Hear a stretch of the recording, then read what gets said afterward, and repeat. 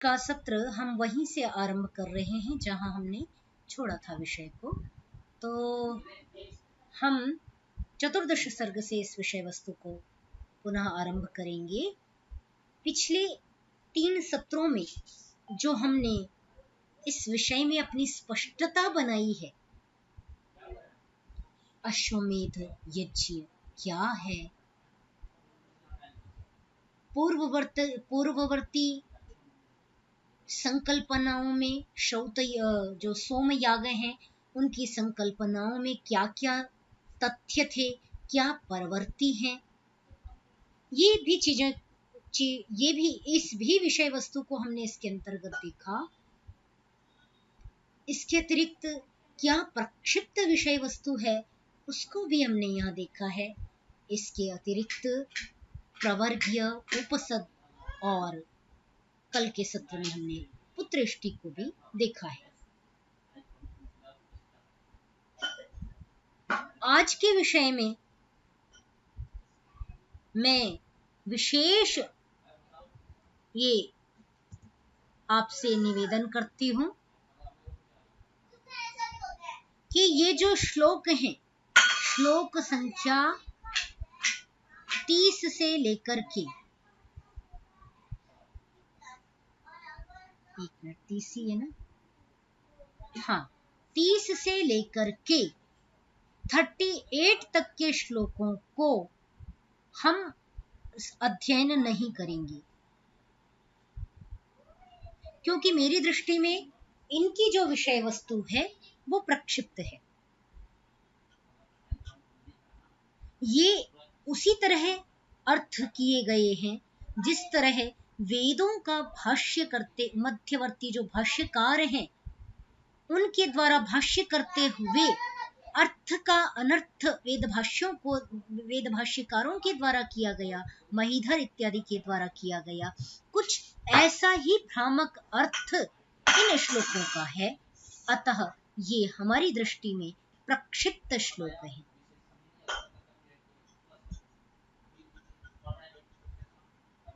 ठीक है, तो मेरे कथन को इसके साथ एक बार संगत करके देखिए। यदि आपको लगता है वो उपयुक्त है या मेरे कथन में आपको विसंगति लगती है तो आप उसको तर्क सहित चिंतन करिए और अपना पक्ष रख सकते हैं।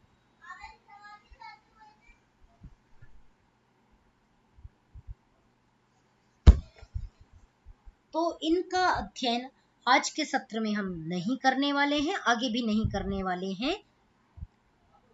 अब इनके आगे के श्लोक हम आज 39 श्लोक संख्या से देखने वाले हैं। ठीक है, तो 39 का यहाँ से यदि आप उच्चारण करना चाहते हैं तो उच्चारण कर लीजिए, अन्यथा मैं आगे व्याख्या के लिए बढ़ूंगी। थोड़ी शीघ्रता के साथ आप उच्चारण को ले लीजिए।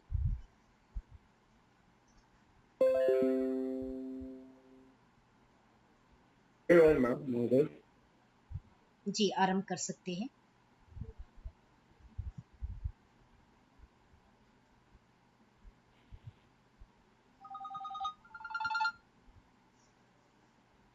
लक्ष्य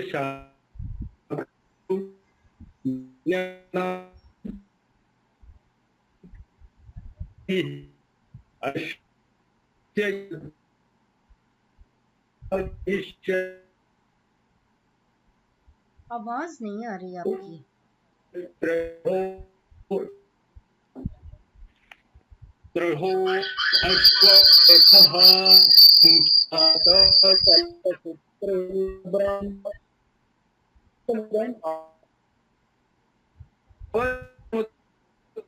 आपकी आवाज में स्पष्टता नहीं है प्रभाकर महोदय, कोई और पाठ कर ले। सौमित्र जी आप कर लीजिए, आज जुड़े हैं पर आपके पास तो रामायण ही नहीं होगी। ओंकार महोदय आप कर लें।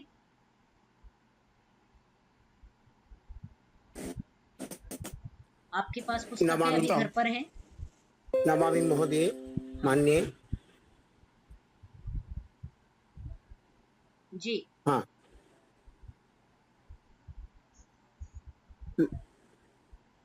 प्लक्ष शाखासु यज्ञानाम् अन्येषां क्रियते हविः अश्वमेधस्य यज्ञस्य वैतसो भागयिष्यते। गायन करके बोले। अस्तु। त्र्यहोश्वमेधः संख्यातः कल्पसूत्रेण ब्राह्मणैः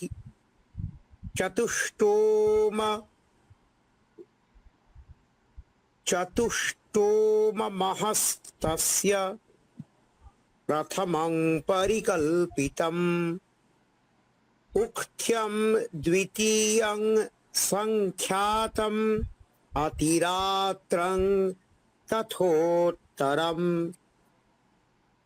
कारितास्तत्र बहवो विहिताः शास्त्रदर्शनात्। भगिनी आगे आगे नेक्स्ट। ज्योतिष्टोमायुषी चैव क्षम्यतां ज्योतिष्टोमायुषी चैवम् अतिरात्रौ च निर्मितौ अभिजित् विश्वजित् चैवम् आप्तोर्यामो महाक्रतुः।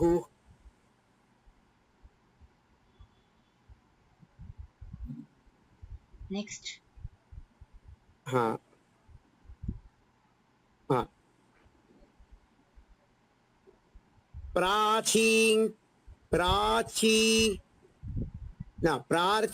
वा नहीं, प्राचीं होत्रे ददौ राजा। अस्तु। प्राचीं होत्रे ददौ राजा दिशं स्वकुलवर्धनः अध्वर्यवे प्रतीचिं तु ब्रह्मणे दक्षिणां दिशम् उद्गात्रे तु तथोदीचिं दक्षिणैषा विनिर्मिता अश्वमेधे महायज्ञे स्वयं भूविहिते पुरा क्रतुं समाप्यतु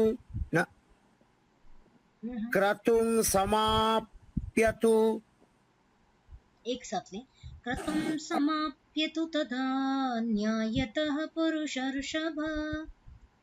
क्रतुं समाप्यतु तदा न्यायतः पुरुषर्षभः ऋत्विग्भ्यो हि ददौ राजा धरां तां कुलवर्धनः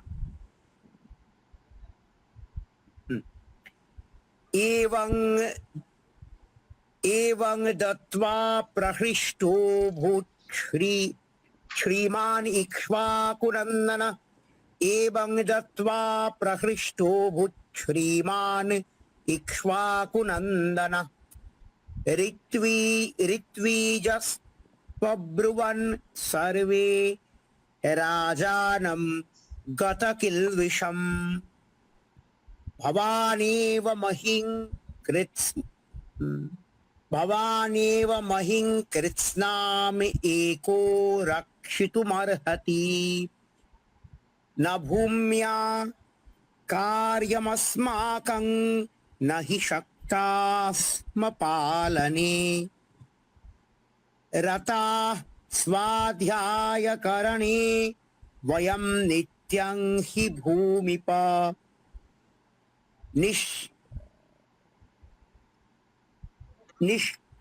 निष्क्रयं वा भगिनी? हाँ जी।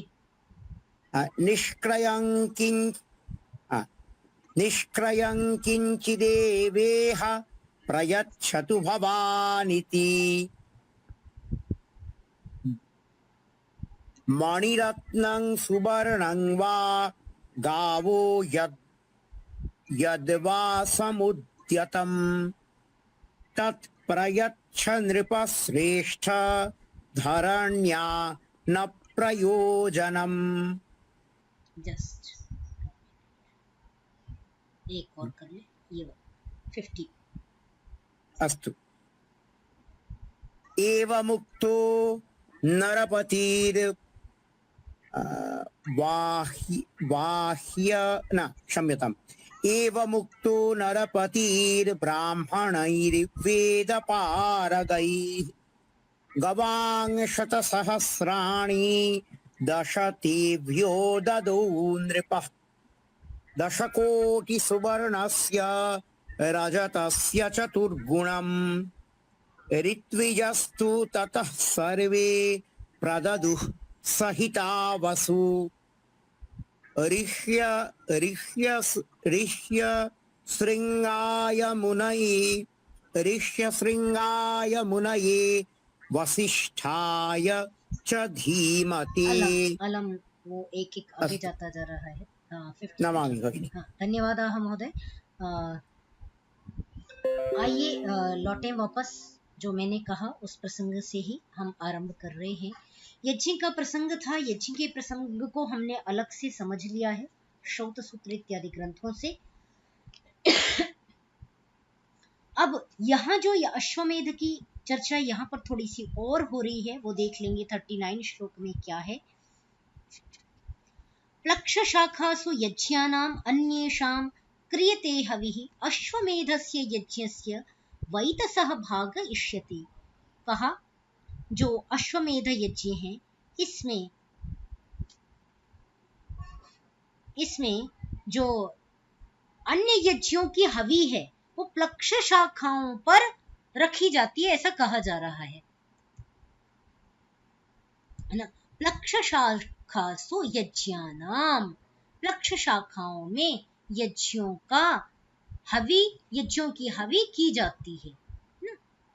परंतु अश्वमेधस्य यज्ञस्य वैतसः भागयिष्यति, वहां पाकड़ इत्यादि की जो समिधाएं हैं, प्लक्ष की समिधाएं हैं, उनका प्रयोग करके यज्ञ में जो अन्य अन्य विधियां हैं वो संपन्न कर ली जाती हैं। परंतु अश्वमेध यज्ञ में वैतसः, बेंत की जो चटाई है उसमें रखकर देने का नियम है। ठीक है।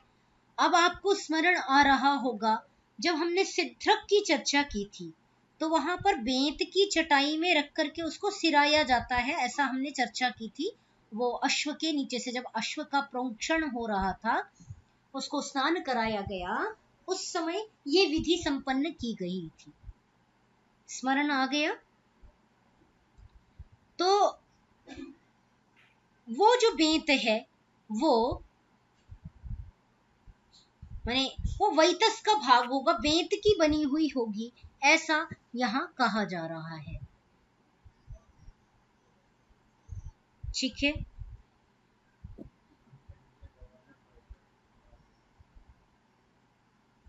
आगे देख लीजिए। मैं नेक्स्ट 40 में त्रयो अश्वमेधः, जो संख्यातः कल्पसूत्रेण ब्राह्मणैः, क्या कहा? कल्पसूत्रों में, कल्पसूत्र के द्वारा और ब्राह्मण ग्रंथों के द्वारा त्रयः, 3 दिन का अश्वमेध कहा गया है। ये भी हमने चर्चा कर ली है। जिन्होंने नहीं देखा होगा वो, जो मैंने कुछ स्क्रीनशॉट्स लेकर के समूह में डाले हैं, उनको देखेंगे तो स्पष्ट हो जाएगा कि 3 दिन की ये आहुतियां जब अश्व लौट करके आ जाता है तब तक तो परिप्लवन होता है, जब तक अश्व गया हुआ होता है 1 वर्ष के लिए वो आहुतियां पड़ती हैं। परंतु जब है ना, वो पारिप्लव, शस्त्र और प्रक्रम होम, धृति होम, ये इनसे शंसन का कार्य, जो 10 दिन की विधियां हैं वही बार बार रिपीट होकर के 1 वर्ष तक चलती हैं। और इसमें हमने अर्धमास, मास, त्रैमास्य, षाण्मास्य इत्यादि का विकल्प भी चर्चा में देखा था। तो 3 दिन का अश्वमेध मैंने कहा था कि जब लौट करके आते तो प्रथम सुत्या, द्वितीय सुत्या और तृतीय सुत्या करके 3 दिन का यह अश्वमेध याग संपन्न होता है। वही बात यहाँ पर कही जा रही है कि अश्वमेधः त्र्यः संख्यातः, 3 दिन का कहा गया है।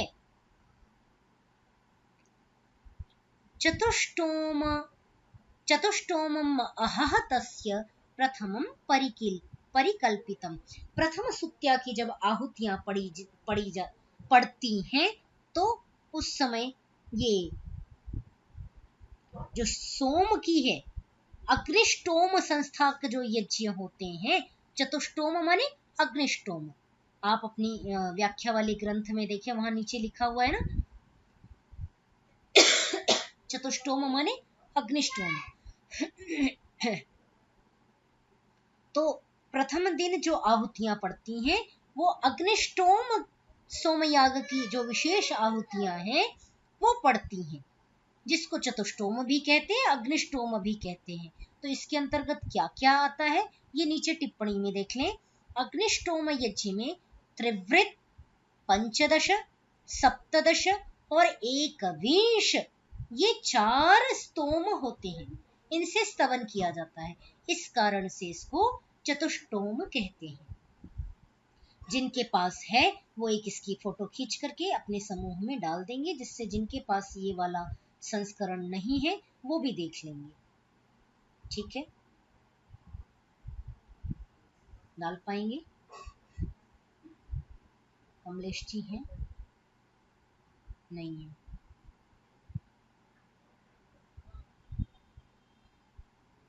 ठीक है, नीलम जी के पास है। एक इसकी फोटो नीचे की लेकर के, चलिए मैं डाल दूंगी। ठीक है, इसको देख लेंगे। आगे देखिए, उक्थ्यम द्वितीयम संख्यातम अतिरात्रम तथोत्तरम कारितास्तत्र बहवो विहिताः शास्त्र दर्शनात्। कहा द्वितीय जो सुत्या है, दूसरी जो सुत्या होती है, दूसरी जो उक्थ्य संस्था जिसे कहा जाता है वो उसका होगा। तो क्या कहा, उक्थ्यम द्वितीयम संख्यातम, द्वितीय को उक्थ्य संस्था कहा जाता है। ये भी हमने पढ़ लिया, देख लिया है, एक संक्षिप्त वर्णन इसके विषय में हमने देखा है। यहाँ भी थोड़े से विषयों को लेकर के हमारा अभी संदेह है, जिस पर हम अपने अध्ययन के क्रम में कालांतर में पुनः चिंतन करेंगे। नीचे का विषय इसमें भी द्वितीय सुत्या का जो इसमें हमारे समूह में मैंने डाला था वो संदेहग्रस्त है, उस पर विशेष चिंतन समय के साथ करेंगे। ठीक है, अतिरात्रम तथोत्तरम, इसमें जो कहा कि तथोत्तर माने जो तृतीय सुत्या है, क्योंकि 3 दिन का कहा गया, तो उत्तरम जो तीसरे दिन का है उसमें अतिरात्र संस्था सुत्या होती है।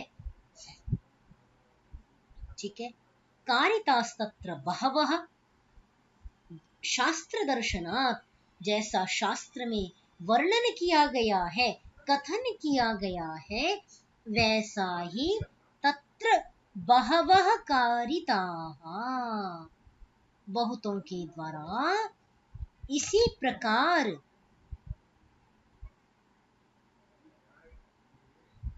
ये यज्ञ किए गए हैं। ठीक है,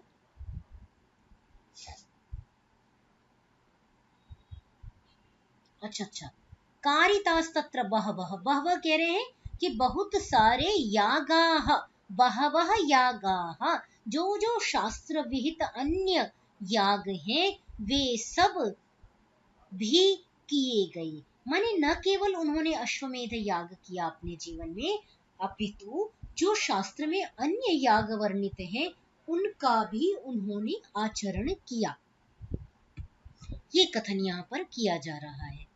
ठीक है, तो ये विषय यदि स्पष्ट नहीं है अश्वमेध याग का तो एक बार फिर से इसको जो मैंने भेजा है उससे देख लेंगे, स्पष्टता बनेगी।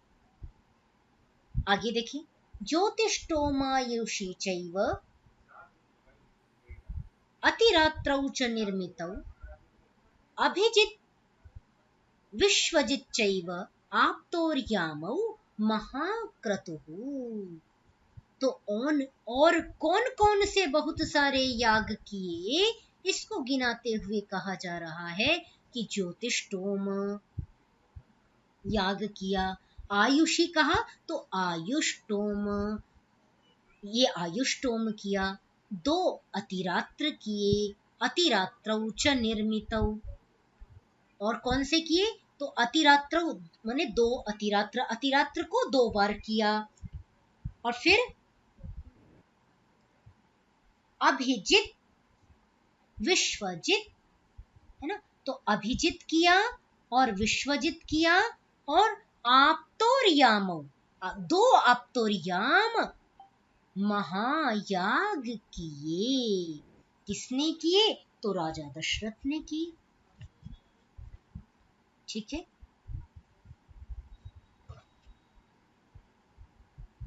प्राचीन होत्रे ददौ राजा दिशं स्वकुलवर्धनः अध्वर्यवे प्रतीचीं तु ब्रह्मणे दक्षिणां दिशम। अच्छा, ये जो विषय अभी हमने किया ना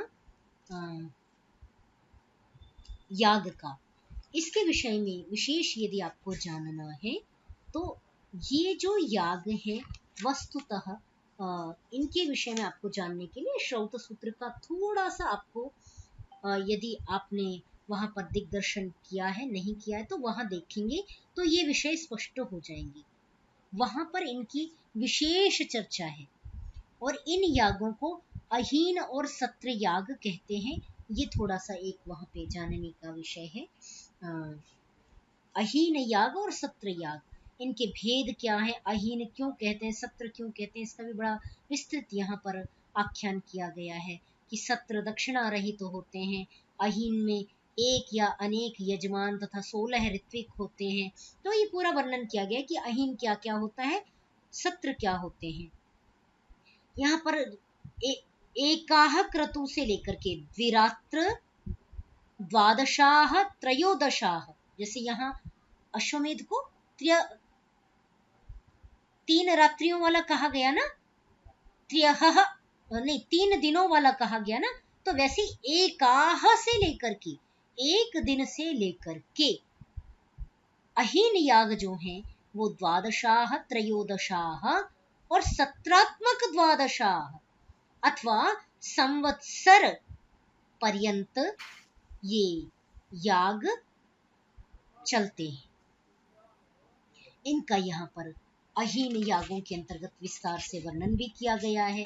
द्वादशाह कैसे होता है, क्या क्या विधियां हैं, अहीन फिर ये क्या नाम है, ये जो द्वादशाह है ये कैसे होता है, नहीं त्रयोदशाह की क्या विधियां हैं, है ना, अग्निष्टोम द्विरात्र की क्या विधियां हैं, द्यः त्यः चतुरः पंचाः षडः सप्ताह, इनका पूरा यहाँ पे काफी विस्तार से वर्णन दिया गया है।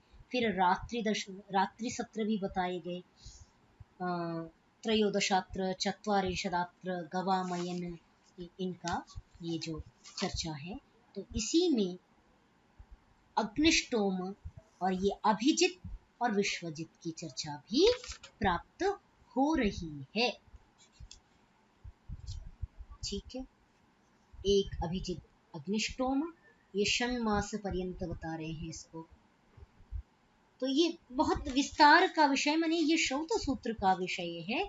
हम केवल यहाँ संक्षेप में जो षण्मास तक ये अभिजित बताया और उसके बाद में विश्वजित बता रहे, सप्तम मास में 3 स्वर साम के साथ एक विश्वजित, फिर एक पृष्ठ्यः षडः, ये मध्य दिवस करके इसको यहाँ बताया गया। तो ये बड़ा श्रौत सूत्र का विशेष विषय है, इसकी हम यहाँ विस्तार से चर्चा नहीं करेंगे।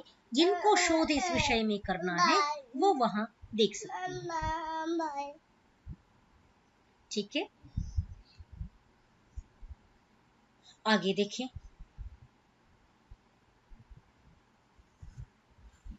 प्राचीन होत्रे ददौ, ये जो हम श्लोक आरंभ कर रहे थे इसे देख लें।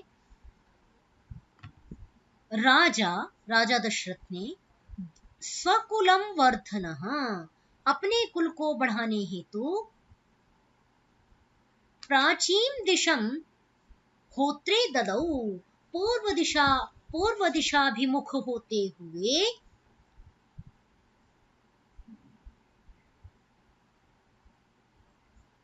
पूर्व दिशा में होता के लिए ददौ दी, क्या दी, तो वो माने दक्षिणा इत्यादि का यहाँ पर कथन करना चाह रहे हैं या आगे कह रहे हैं, तो यहाँ पर केवल नीचे से हम इसको अध्याहार कर लेंगे पद को कि दक्षिणा, वो दक्षिणा इत्यादि को उनको अच्छा, ये भूमि शब्द का आगे ये आ रहा है ना कि संपूर्ण पृथ्वी उनको दान कर दी।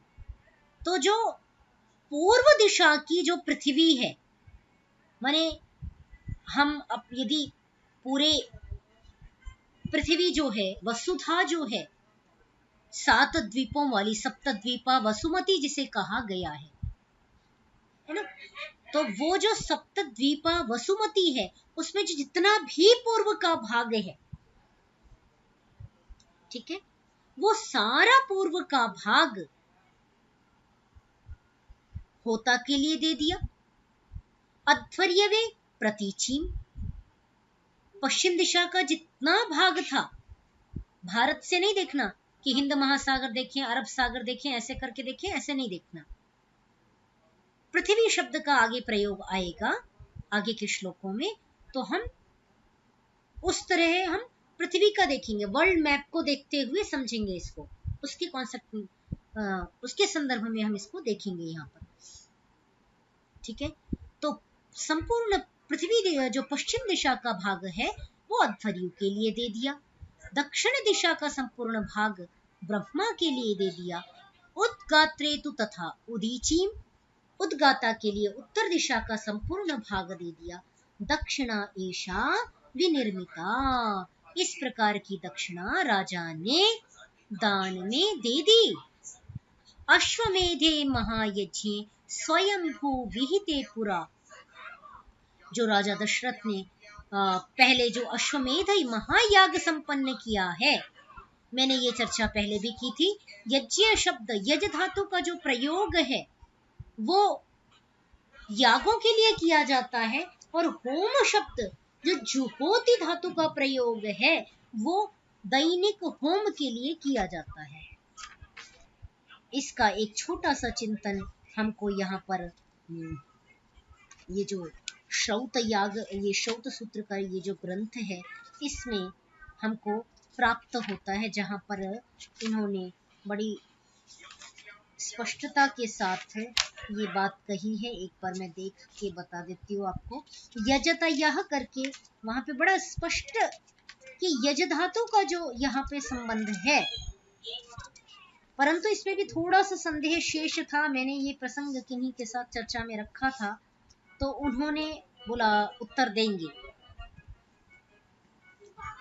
तो अभी वो थोड़ा सा मेरे लिए तो भी शोध का विषय है, परंतु यहाँ इस ग्रंथ में ये जो श्रौत यज्ञों की पुस्तक है इसमें इन्होंने कहा तिष्ठत् होमा वशत्कार प्रदानाः याज्ञा पुरोनुवाक्या अवन्तः यजतयः। जो यजेत शब्द है इन्होंने स्पष्ट लिखा, जिसमें पुरोनुवाक्य और याज्ञा मंत्र होवे उन्हें याग कहते हैं। इसके लिए यजेत शब्द का प्रयोग होता है, जैसे स्वर्ग कामो यजेत।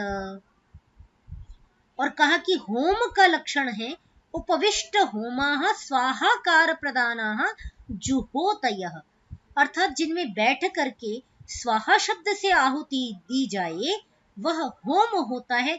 इसके लिए जुहोति, जुहुयात शब्दों का प्रयोग होता है, जैसे अग्निहोत्रम जुहोति, अग्निहोत्रम जुहुयात स्वर्ग कामः। तो इस प्रकार का यहाँ पर विद्वानों ने थोड़ा सा ये विभाजन किया, परंतु शास्त्र की गहराई में आप प्रवेश करें तो इसको हम पूर्णतया ये श्रौत यज्ञों के संदर्भ में पारिभाषिक शब्द के रूप में स्वीकार कर सकते हैं, सार्वभौम परिभाषा के रूप में इसको स्वीकार नहीं करेंगे। ठीक है, स्पष्ट हुआ?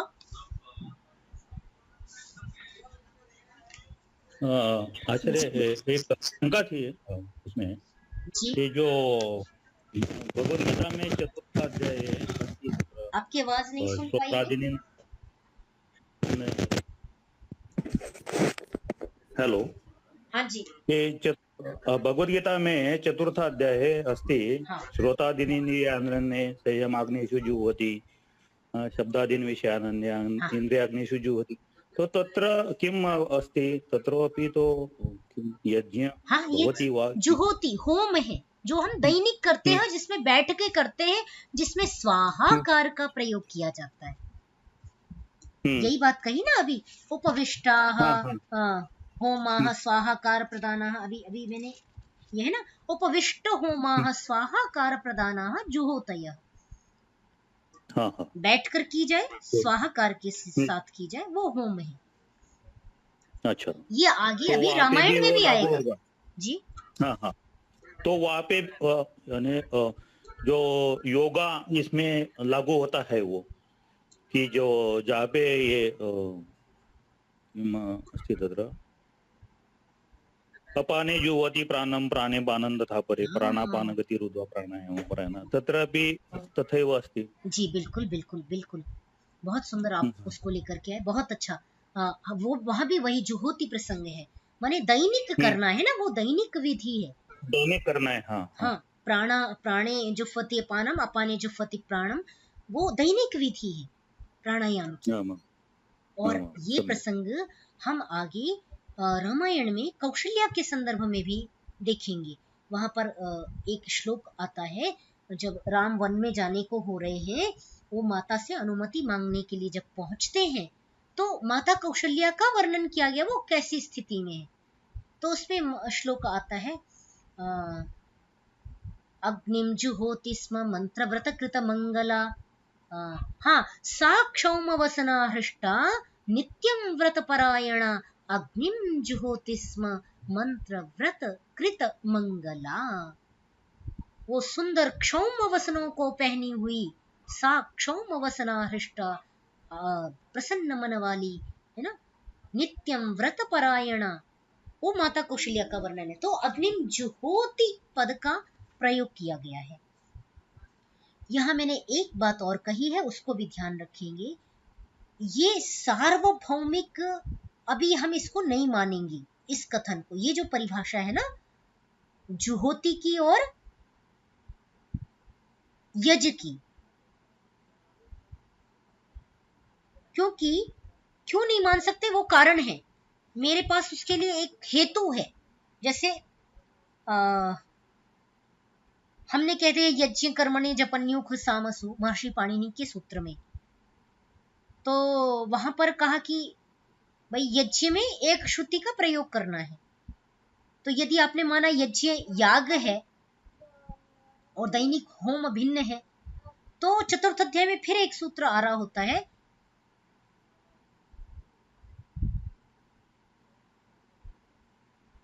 पत्युर्नो यज्ञ संयोगी,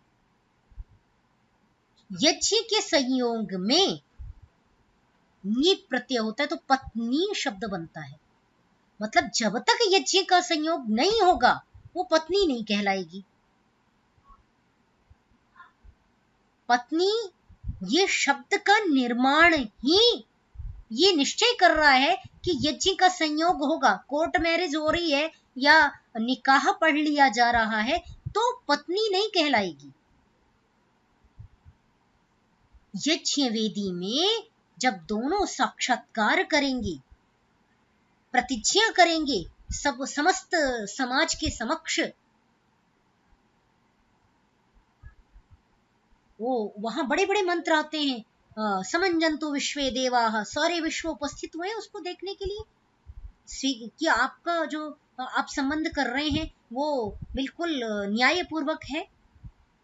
तो यज्ञ संयोग्य शब्द प्रयोग किया है। तो मैंने इसी को हेतु में रखा था कि भाई यज्ञ का संयोग वो तो एक दिन की विधि होती है, यज्ञ होना वो याग तो नहीं है। वो तो यज्ञ माने होम है, वो तो, क्योंकि उसमें हम सारी स्वाहाकार से आहुतियां प्रदान करते हैं। माना सब संस्कारों में वो बड़ा है, उसकी विधियां बहुत सारी होती हैं, परंतु वो याग नहीं है, वो यज्ञ होम है, वो संस्कार है, और वहां सारी विधियां स्वाहा करके हैं। तो इसीलिए यहां पर मैंने एक बात कही इस परिभाषा के साथ भी, कि आपको इस परिभाषा को सार्वभौमिक नहीं मानना। ठीक है, इस कथन को समझ पाए? जैसे अष्टाध्यायी में जैसे हम व्याकरण पढ़ते हैं तो गुण संज्ञा आ ए ओ की करते हैं, तो गुण माने तो बढ़ना होता है ना, गुण माने कोई विशेष वस्तु, परंतु शास्त्रीय परिभाषा में आ ए ओ होते हैं। तो वैसे ही मैं इस शब्द के लिए कह रही हूं कि ये संभवतः हो सकता है यागों के संदर्भ में इस कथन को रखा गया। अभी इसको सार्वभौम परिभाषा अभी हम इसको नहीं स्वीकार करेंगे। ठीक है, स्पष्ट हो गया? तो ठीक है, इसके आगे का कल कर लेंगे, आज के लिए इतना ही। तो इस प्रकार अश्वमेधे महायज्ञ स्वयंभू विहिते पुरा, जो पूर्व में जो अश्वमेध यज्ञ संपन्न किया, उसके लिए उस यज्ञ के कराने के प्रतिफल स्वरूप राजा ने पूरी पृथ्वी को दान कर दिया, क्योंकि वो सम्राट राजा है। अतः उन्होंने सम्राट की, अब देखिए परिभाषा भी इससे व्याख्यायित हो रही है कि सम्राट वसुमती का है, केवल अयोध्या का राजा, केवल आर्यावर्त का राजा सम्राट नहीं कहा जा रहा। बहुत बड़ा व्याख्यान, बहुत बड़ा यहां पर चिंतन इस दक्षिणा से निकल करके आ गया कि संपूर्ण पृथ्वी कहा जा रहा है। तो वो जो पाताल लोक हो, अमेरिका हो, सप्तद्वीपा, क्योंकि हम कह रहे हैं 7 द्वीपों वाली, मेरे ऋषियों को 7 द्वीप पता थे। 7 द्वीप आपने नहीं बनाए, हमने नहीं बनाए। 7 द्वीपों का विभाजन कि ये उत्तरी अमेरिका है, ये दक्षिणी अमेरिका है, माना उस समय नाम भिन्न होंगे।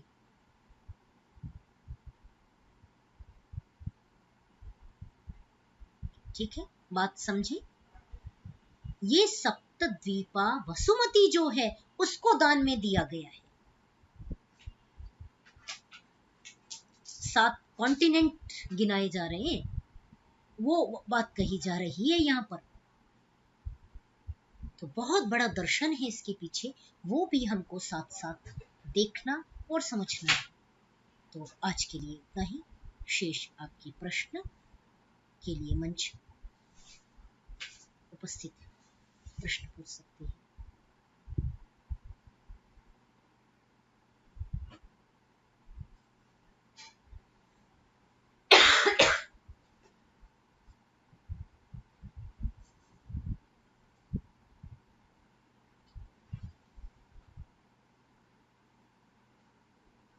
कोई प्रश्न? प्रतिज्ञा जी, आपने प्रश्न रखा, करिए जी। शशि जी, अश्वमेध यज्ञ के बाद सम्राट की उपाधि ग्रहण की है, उससे पहले नृपः शब्द का प्रयोग हुआ होगा कहीं ना। पहले वो राजा हैं, बाद में अश्वमेध यज्ञ किया, वो संपन्न हुआ तो सम्राट की उपाधि, ऐसा? आपका प्रश्न उचित है, परंतु जो सम्राट है उसको ही अश्वमेध का अधिकार है, ये हम पहले देख के आए हैं। तो जी जी, हाँ। संभवतः ये पूर्वापर विधियां हैं कि परंपरा से यदि सम्राट तत्व प्राप्त हो गया है तो स्वयं को सिद्ध करने के लिए पुनः अश्वमेध किया गया, अपना अश्व छोड़ दिया गया। और कोई राजा को विमति तो नहीं है, कोई राजा अपना शक्ति सामर्थ्य तो नहीं सिद्ध कर रहा है कि मैं आपसे अधिक सामर्थ्य वाला हूं, ज्ञान वाला हूं, ऐश्वर्य वाला हूं, तो मैं आपके अश्व को रोकता हूं। वो पार्थिव शब्द का प्रयोग जो है वो भी राजा के लिए हुआ है ना, जी तो पार्थिव जगह कई जगहों पे पार्थिव शब्द का प्रयोग हुआ है ना, हाँ जी हाँ जी तो वो भी इसी तरीके के अर्थ में होगा फिर। बिल्कुल। हाँ, ये जो अभी तक संबोधन हुए हैं इनको हमें ध्यान से देखना पड़ेगा। अभी तो हम राजा राजा शब्द देख रहे थे ना, हाँ। राजा दशरथ। अभी पार्थिव शब्द दिखाई दिया, तो जब ध्यान देंगे तो याद आएगा कि कहीं पर सम्राट के अश्वमेध के बाद चंद्रमा की 16 कलाएं होती हैं। इस तरीके से उन्होंने इंटरप्रिटेशन दिया भगवान श्री कृष्ण है तो वो चंद्रमा की 16 कलाएं होती हैं। इस तरीके से उन्होंने इंटरप्रिटेशन दिया हुआ था, तो वो मुझे थोड़ा